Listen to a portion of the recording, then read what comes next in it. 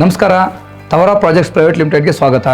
ನಾವೊಂದು ಭವ್ಯವಾದಂಥ ಶಿಲಾ ಮಹಲ್ ಅನ್ನೋ ಒಂದು ಬಂಗ್ಲೆ ನಿರ್ಮಾಣ ಮಾಡಿದ್ದೀವಿ. ಅದರ ವಿಶೇಷತೆಗಳು, ಅದರ ಅನುಕೂಲಗಳೇನು ಅನ್ನೋದನ್ನು ಇವತ್ತು ತಮಗೆ ಸಮಗ್ರವಾಗಿ ವಿವರಣೆ ಕೊಡ್ತಾ ಹೋಗ್ತೀವಿ. ಈಗ ನಾವು ಹಳೆ ಕಾಲದಿಂದ, ಪ್ರಾಚೀನ ಯುಗದಿಂದ ಲೆಕ್ಕ ಹಾಕೊಂಡು ಬಂದರೆ ಮಹಾರಾಜರೆಲ್ಲ ಕಟ್ಟಿರುವಂಥ ಅವರು ಅರಮನೆಗಳು, ಕೋಟೆಗಳು ಎಲ್ಲ ಕಲ್ಲಲ್ಲಿದ್ದಾವೆ. ಹಾಗೂ ಮತ್ತು ದೇವಾಲಯಗಳೆಲ್ಲ ಕಲ್ಲಲ್ಲೇ ಕಟ್ಟಿದ್ದಾರೆ. ಈ ಕಲ್ಲಲ್ಲಿ ಕಟ್ಟಿರುವಂಥವು ಇವತ್ತವರೆಗೂ ಸಹ ಎಷ್ಟೇ ಪ್ರಕೃತಿ ವಿಕೋಪ ಬಂದರೂ ಸಹ ಇವತ್ತವರೆಗೂ ಅದೊಂದಷ್ಟು ಹೋಗಲಿಲ್ಲ. ಅಂಥ ಕಲ್ಲಲ್ಲಿ ಕಟ್ಟಿರುವಂಥ ಒಂದು ಮನೆಯಲ್ಲಿ ನಮ್ಗೆ ಮಾಡರ್ನ್ ಅಮ್ಯುನಿಟೀಸ್, ಲೇಟೆಸ್ಟಲ್ಲಿ ನಮ್ಗೆ ಏನೇನು ಲಕ್ಸುರಿಯಾಗಿ ಏನೇನು ಬೇಕೋ ಇಂಟೀರಿಯರ್ ಅವೆಲ್ಲ ಮಾಡಿದ್ರೆ ಹೇಗಿರುತ್ತೆ ಅನ್ನೋದು ಈ ಮನೆಯಲ್ಲಿ ನಾವು ಕಾಣ್ಬೋದು. ಬನ್ನಿ ತೋರಿಸ್ತೀವಿ. ಈ ಮನೆ ನಾವು 60 ಅಡಿ 80 ಅಡಿ ಇರುವಂಥ ಒಂದು 60-80 ಪ್ಲಾಟಲ್ಲಿ ಕಟ್ಟಿದ್ದೀವಿ. ಡ್ಯೂಪ್ಲೆಕ್ಸ್ ಮನೆ ಇದು. ಇದರಲ್ಲಿ ವರಾಂಡ ಹೀಗಿದೆ. ಮತ್ತು ಬೆಳಿಗ್ಗೆ ಎದ್ದರೆ ಇಲ್ಲಿ ಕುತ್ಕೊಂಡು ಕಾಫಿ ಕುಡ್ಕೊಂಡು ಪೇಪರ್ ಓದ್ಕೊಂಡು ಆರಾಮಾಗಿ ಮುಂದೆ ಇರೋ ಒಂದು ಬಾಲ್ಕನಿ ಕೊಟ್ಟಿದ್ದೀವಿ. ನೆಕ್ಸ್ಟ್ 2 ಕಾರ್ ಪಾರ್ಕಿಂಗ್ ಕೊಟ್ಟಿದ್ದೀವಿ, ಪ್ಲಸ್ 2 ಎಲೆಕ್ಟ್ರಿಕಲ್ ಚಾರ್ಜರ್ ಇದೆ. ಟೋಟಲ್ ಫುಲ್ ಸರೌಂಡಿಂಗ್ ನಾವೇನು ಮಾಡಿದ್ವಿ, ಗ್ರೀನರಿ ಮೇಂಟೈನ್ ಮಾಡಿದ್ದೀವಿ. ಉತ್ತಮವಾದಂಥ ಒಳ್ಳೆ ಮರ ಆಗುವಂಥ ಗಿಡಗಳು ಇಟ್ಟಿದ್ದೀವಿ.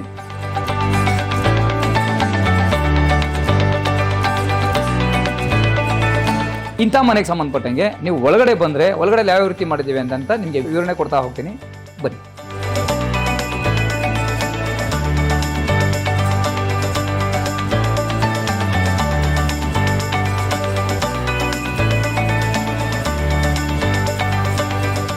ಬನ್ನಿ. ಈಗ ಮನೆ ಒಳಗಡೆ ಕಾಲಿರ್ತಾ ಇದ್ದಂಗೆ ಸ್ವಲ್ಪ ಮನೆ ಶಾಂತಿಯುತವಾದಂಥ ವಾತಾವರಣ ಇರಬೇಕು ಅಂತ ಹೇಳ್ಬಿಟ್ಟು ನೀಟಾಗಿ ಬುದ್ಧನ ವಿಗ್ರಹವನ್ನು ನಾವು ಸ್ಯಾಂಡ್ಸ್ಟೋನ್, ಪ್ಯೂರ್ ಸ್ಯಾಂಡ್ಸ್ಟೋನಿಂದ, ಯಾವುದೇ ಆರ್ಟಿಫಿಷಿಯಲ್ ಇಲ್ಲ, ಸ್ಯಾಂಡ್ಸ್ಟೋನಿಂದ ಒಂದು ನಿರ್ಮಾಣ ಮಾಡಿದ್ದಾಯಿತು. ಇದಾದ ನಂತರ ಈ ಕಡೆಗೆ ಗ್ರೀನರಿ ಇಟ್ಟಾಯಿತು.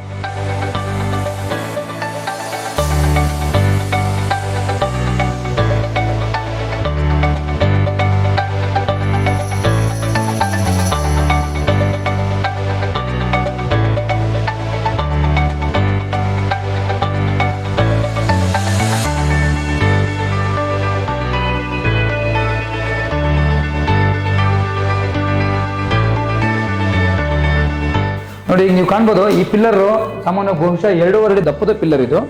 ಸೈಡಲ್ಲೆಲ್ಲ ವಾಲಲ್ಲೆಲ್ಲ ಮಾಡೋದು ನಾವು 1.5 ಅಡಿ, ಅಂದರೆ 450 mm by 450 mm, 750 by 750 column ಇದು. ಈ ಒಂದು ಸಿಂಗಲ್ ಪಿಲ್ಲರ್, ಕಿಂಗ್ ಪಿಲ್ಲರ್ ಆಗಿರೋದ್ರಿಂದ ಸ್ವಲ್ಪ ಇದು ಹೆವಿ ಕೊಟ್ಟಿದ್ದೀವಿ.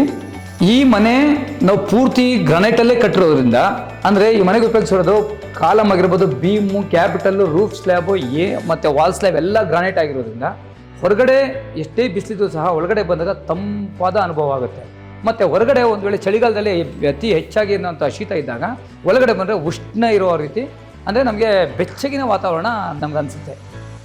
ಇದರಲ್ಲಿ ಹೈ ಕ್ಲಾಸ್ ಕ್ವಾಲಿಟಿ ಇರುವಂಥ ಎಲ್ಲ ಮೆಟೀರಿಯಲ್ ಯೂಸ್ ಮಾಡಿ ಪೂರ್ತಿ ಕಲ್ಲಿಂದನೇ ಕಟ್ಟಿರೋದ್ರಿಂದ, ಕಟ್ಟಿರುವಂಥ ಮನೆಯಲ್ಲಿ ಎಲ್ಲೂ ಸಹ ನಮಗೆ ಎಲೆಕ್ಟ್ರಿಕಲ್ ಕಂಡ್ಯೂಟ್ಸ್ ಆಗಲಿ, ವಾಟರ್ ಲೈನ್, ಪೈಪ್ ಲೈನ್ ಆಗಲಿ ಎಲ್ಲೂ ಕಾಣೋದಿಲ್ಲ.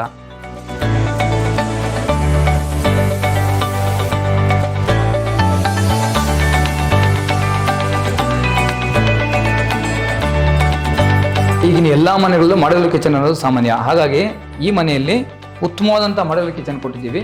ಕಿಚನ್ಗೆ ಏನೇನು ಬೇಕಾಗುತ್ತೋ ಎಲ್ಲ ರೀತಿಯ ಎಲೆಕ್ಟ್ರಾನಿಕ್ ಐಟಮ್ಸು ಇದೆ.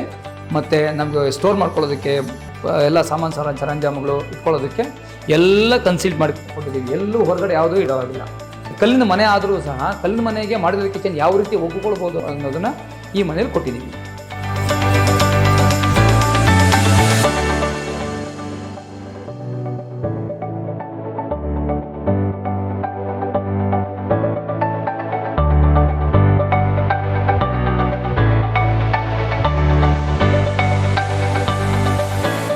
ಈ ಮನೆಯಲ್ಲಿ ಮಾಡಿರೋಂಥ ಎಲ್ಲ ಎಲೆಕ್ಟ್ರಿಕಲ್ ಐಟಮ್ಸು ಸಹ ಟೋಟಲ್ ಆಟೋಮೇಟ್ ಮಾಡಿದ್ದೀವಿ. ಮತ್ತು ಇದರಲ್ಲಿರುವಂಥ ಎಲ್ಲ ಯಾವುದೇ ಕಾಂಟ್ಯೂಟ್ಸು ಎಲ್ಲೂ ಸಹ ನಮ್ಗೆ ಕಾಣದೇ ಇರೋ ರೀತಿ ಕನ್ಸಿಲ್ಟ್ ಮಾಡಿದ್ದೀವಿ. ನೋಡಿ, ಇದು ಯುಟಿಲಿಟಿ. ಇದು ಇಲ್ಲಿ ನಿಮಗೆ ವಾಷಿಂಗ್ ಮಿಷಿನು, ಡಿಶ್ ವಾಷರ್ ಎಲ್ಲ ಕೊಟ್ಟಿದ್ದೀವಿ. ಈ ಮಳೆಗಾಲದಲ್ಲಿ ಬಟ್ಟೆ ಒಣಸ್ಕೊಳ್ಳೋದಕ್ಕೂ ಜಾಗ ಬೇಕು ಅಂತಂತ ಇದಕ್ಕೆ ಸಪ್ರೇಟ್ ಪಾರ್ಟ್ ಮಾಡಿ ಇಲ್ಲಿ ಕೊಟ್ಟಿದ್ದೀವಿ.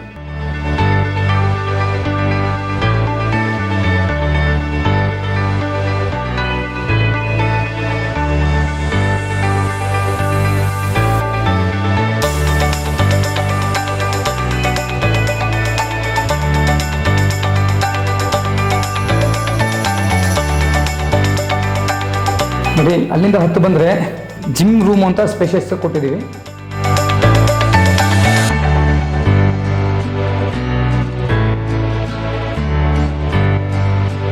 ಮತ್ತು ಇದು ಡಬಲ್ ಲೈಟ್, ಲಕ್ಸುರಿಯಸ್ ಕಾಣುತ್ತೆ ನಮ್ಗೆ ಇಲ್ಲಿ.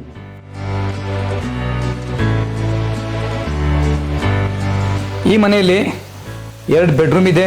ಇದು ಲಕ್ಸುರಿ ಆಗಿರೋಂಥ ಒಂದು ಮಾಸ್ಟರ್ ಬೆಡ್ರೂಮ್. ಇದು ಸೈಜ್ ನಿಮಗೆ 16x28 ಫೀಟ್.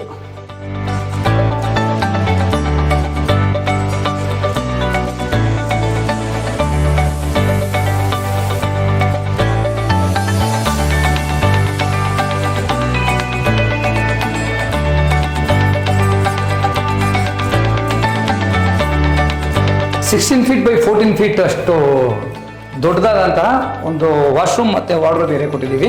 ವಾಕಿನ್ ವಾರ್ಡ್ರೋಬ್ ಇದೆಲ್ಲ ಸ್ಪೇಷಿಯಸ್ ಇರುತ್ತೆ. ನಿಮ್ಮ ಅಗತ್ಯಕ್ಕೆ ತಕ್ಕನಾಗಿರೋ ಎಲ್ಲ ವಸ್ತುಗಳು ಇದರಲ್ಲಿ ಇಟ್ಕೊಳ್ಬೋದು. ಮತ್ತು ವಾಶ್ರೂಮ್ ಬಂದರೆ ಬಹುಶಃ ಈ ಕಲ್ಲಿನ ಮನೆಯಲ್ಲಿ ಇದೆಲ್ಲ ಲೇಟೆಸ್ಟ್ ಅಮ್ಯಾನಿಟೀಸಲ್ಲಿ ಏನೇನು ಕೊಡಬೇಕು ಅನ್ನೋದು ಮುಖ್ಯವಾಗಿರೋ ಚಾಲೆಂಜಿಂಗ್ ಜಾಬ್ ಇದೆ. ಆದರೂ ಸಹ ಉತ್ತಮವಾದಂಥ ಕಮೋಡು, ಸಿಂಕು ಮತ್ತು ಒಂದು ಲಕ್ಸುರಿ ಆಗಿರುವಂಥ ಒಂದು ವಾಶ್ರೂಮ್ ಏನೇನು ಬೇಕಾಗಿದೆಯೋ ಅದು ನಮಗೆ ಬಾಡಿ ಜೆಟ್ಸ್ ಆಗಿರ್ಬೋದು, ಮತ್ತು ರೈನ್ ಶವರ್ ಆಗಿರ್ಬೋದು, ಮತ್ತು ಜಕೂಸಿ ಆಗಿರ್ಬೋದು, ಇವೆಲ್ಲ ಇದರಲ್ಲಿ ಕೊಟ್ಟಿದ್ದೀವಿ. ಮತ್ತು ಇದರಲ್ಲಿ ಯಾವುದೇ ಆಗಲಿ ವಾಟರ್ ಲೀಕೇಜ್ ಆಗಲಿ, ಈಗ ಸ್ಯಾನಿಟರಿ ಆಗಲಿ, ಯಾವ ಪೈಪ್ಸ್ ಏನೂ ಒಳಗಡೆ ಎಲ್ಲೂ ಕಾಣೋದಿಲ್ಲ. ಅಷ್ಟು ಪರ್ಫೆಕ್ಟಾಗಿ ನೀಟಾಗಿ ಸ್ವಚ್ಛವಾಗಿ ಇನ್ಸ್ಟಾಲ್ ಮಾಡಿದ್ದೀವಿ.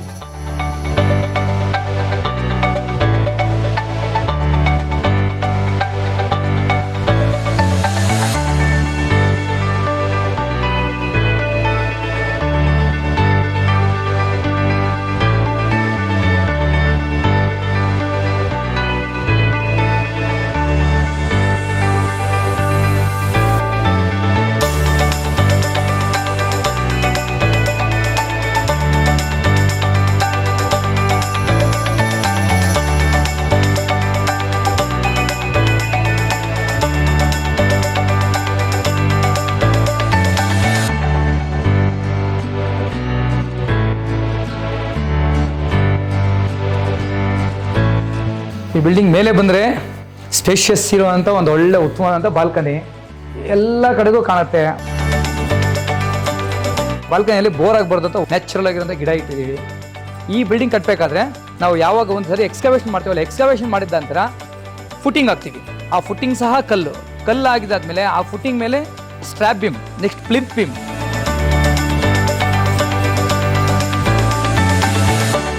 ಅದಾದಮೇಲೆ ನಾವು ಈ ಕಾಲಮ್ಸ್ ಫಿಕ್ಸ್ ಮಾಡ್ತೀವಲ್ಲ, ಈ ಕಾಲಮ್ಸ್ ಎಲ್ಲ ಫ್ಯಾಕ್ಟ್ರಿಯಲ್ಲಿ ಲೇತಲ್ಲಿ ಟರ್ನಿಂಗ್ ಆಗಿರೋಂಥವು. ಹಾಗಾಗಿ 1 mm ಎರರ್ ಬರೋದಕ್ಕೆ ಸಾಧ್ಯ ಇಲ್ಲ. ಇದೆಲ್ಲ ಆದಮೇಲೆ ಈ ಕಾಲಮ್ ಆದಮೇಲೆ ಕಾಲಮ್ಗೆ ಕ್ಯಾಪಿಟಲ್ ಕೂರಿಸ್ತೀವಿ. ಆ ಕ್ಯಾಪಿಟಲ್ಗೂ ಈ ಕಾಲಮ್ಗೂ ಸೆಂಟ್ರಲ್ಲಿ ಗ್ರೂ ಮಾಡಿ ಲಾಕ್ ಮಾಡಿರ್ತೀವಿ. ಈ ಲಾಕ್ ಮಾಡಿದಾದ್ಮೇಲೆ ಬೀಮ್ ಇದೆಯಲ್ವಾ, ಬೀಮ್ನ ಕ್ಯಾಪಿಟಲ್ ಲಾಕ್ ಮಾಡ್ತೀವಿ. ಕ್ಯಾಪಿಟಲ್ ಲಾಕ್ ಮಾಡಿದಾದ್ಮೇಲೆ ನೆಕ್ಸ್ಟ್ ಕಾಲಮ್ ರೈಸ್ ಮಾಡಿದ್ದೀವಿ. ಈಗ ಹಾಗಾಗಿ ಎಲ್ಲೂ ಸಹ ಇದರ ಸ್ಟ್ರಕ್ಚರ್ಗೆ ಸಿಮೆಂಟು ಅಥವಾ ಸಿಮೆಂಟೇಷಿಯಸ್ ಕಂಟೆಂಟ್ ಏನೂ ಉಪಯೋಗಿಸಿಲ್ಲ. ಮತ್ತು ಕೆಲವೊಂದು ಎಲ್ಲಿ ವಾಯ್ಡ್ಸ್ ಬರುತ್ತೆ, ಆ ವಾಯ್ಡ್ಸ್ಗೆ ಬೇರೆ ಗ್ರೌಟಿಂಗು ಕೆಲವೊಂದು ಮೆಟೀರಿಯಲ್ ಯೂಸ್ ಮಾಡಿದ್ದೀವಿ. ಅಷ್ಟು ಬಿಟ್ಟರೆ ಮತ್ತು ಈಗ ಇದೆಲ್ಲ ಪಾರ್ಟ್ ನಾವು ಮಾಡಿದ್ರೂ ಸಹ ಈ ಬಿಲ್ಡಿಂಗ್ ಟೋಟಲ್ ಒಟ್ಟಾರೆ ಸಿಂಗಲ್ ರಾಕ್ ಆಗಿದೆ. ಆ ರೀತಿ ಇಂಟರ್ಲಾಕ್ ಮಾಡಿದ್ದೀವಿ. ನಾವೀಗ column, beam, capital, footing, plinth beam, slab beam ಎಲ್ಲ ಯಾವ ರೀತಿ ಲಾಕ್ ಮಾಡಿದ್ವಿ ಅಂತ ಹೇಳ್ಕೊಟ್ಟೆ. ಅದಾದಮೇಲೆ ರೂಫ್ ಸ್ಲ್ಯಾಬ್ಸು ಮತ್ತು ವಾಲ್ ಸ್ಲ್ಯಾಬ್ಸು. ರೂಫ್ ಸ್ಲ್ಯಾಬ್ಸ್ಗೆ ನೋಡಿ, ಈ ರೀತಿ ಒಂದು ಸ್ಲ್ಯಾಬಲ್ಲಿ ಈ ರೀತಿ ಗ್ರೂ ಮಾಡಿ, ಇನ್ನೊಂದು ಸ್ಲ್ಯಾಬಲ್ಲಿ ಈ ರೀತಿ ಗ್ರೂ ಮಾಡಿ, ಎರಡೂ ಸಹ ಇಂಟರ್ಲಾಕ್ ಮಾಡಿದಾಗ ಈ ಎಲ್ಲ ರೂಫ್ ಸ್ಲ್ಯಾಬ್ಸ್ ಹೊಡೆದವರು ಸಹ ಯಾವುದೇ ಕಾರಣಕ್ಕೂ ಒಂದು ಕಲ್ಲು ಪೀಸ್ ಸಹ ಕೆಳಗಡೆ ಬೀಳೋದಿಲ್ಲ. ಇದು ಮತ್ತೆ ನಾವು ವಾಲ್ ಸಹ ಇದು ಹಾರಿಜಾಂಟಲ್ ಆಗಿದ್ರೆ ವಾಲ್ ಇದೇ ರೀತಿ ಫಿಕ್ಸ್ ಮಾಡಿರ್ತೀವಿ. ಇದು ಮಾಡಿದ್ರೆ ನಮ್ಗೆ ಏನು ಅನುಕೂಲ ಇದರಲ್ಲಿ ಅಂತಂದರೆ, ಹೊರಗಡೆಯಿಂದ ಮಳೆ ಬಿದ್ದರೂ ಸಹ ನೀರು ಬಂದು ಒಳಗಡೆ ಬಂದು ವಾಪಸ್ ಬರೋದಿಲ್ಲ ನೀರು. ಹಾಗಾಗಿ ಬಂದು ಹೀಗೆ ಹೋಗ್ಬಿಡುತ್ತೆ. ಮತ್ತು ಲೀಕೇಜು ಸಹ ಯಾವುದೇ ಕಾರಣಕ್ಕೂ ಈ ವರ್ಷ ಇಷ್ಟೆಲ್ಲ ಮಳೆ ಬಂದರೂ ಸಹ 1 ಡ್ರಾಪ್ ಲೀಕೇಜ್ ಆಗಿಲ್ಲ ಈ ಬಿಲ್ಡಿಂಗಲ್ಲಿ. ಆ ಬಿಲ್ಡಿಂಗಲ್ಲಿ ಅದೊಂದು ಮುಖ್ಯವಾದಂಥ ವಿಶೇಷ.